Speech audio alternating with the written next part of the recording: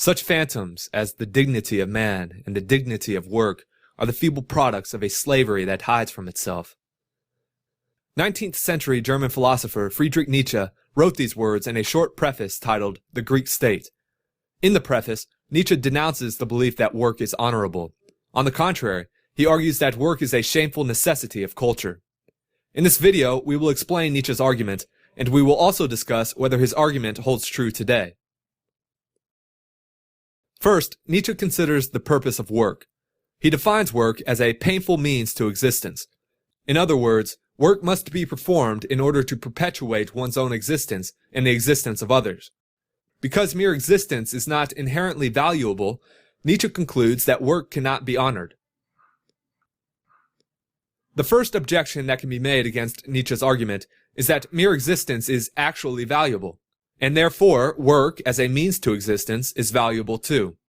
Nietzsche, however, counters that even when this very existence glitters with the seductive jewels of artistic illusions, and then really does seem to have an inherent value, the pronouncement that work is a disgrace is still valid, simply because we do not feel it is possible for man, fighting for sheer survival, to be an artist.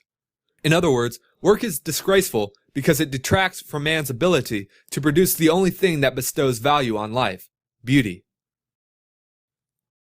Here, a second objection can be made, namely, that one can work during the 40-hour workweek of the modern West and can pursue art on the weekend.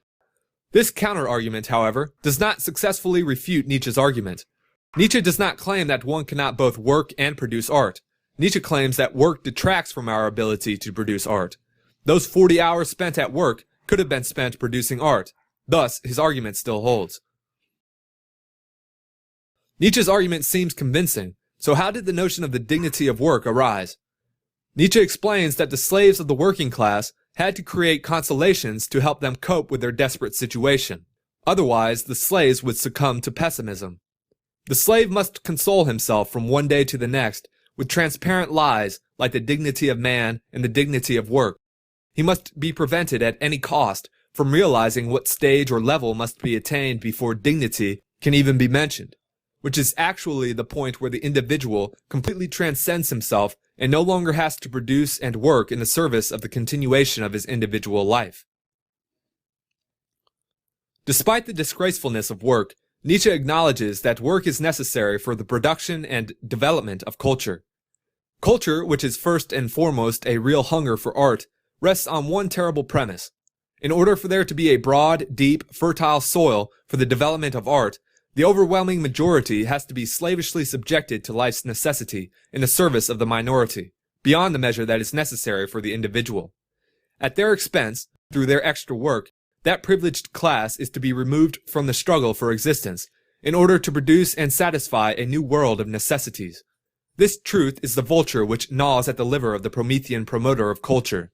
The misery of men living a life of toil has to be increased to make the production of the world of art possible for a small number of Olympian men.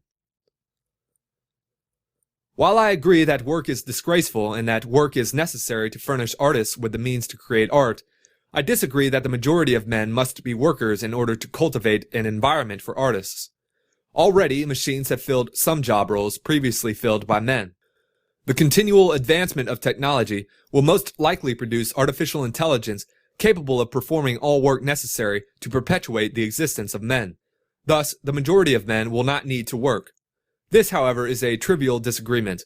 Work, whether it is performed by humans or machines, is a shameful necessity of culture. I hope that you enjoyed watching this video. Please like, comment, and subscribe. Farewell.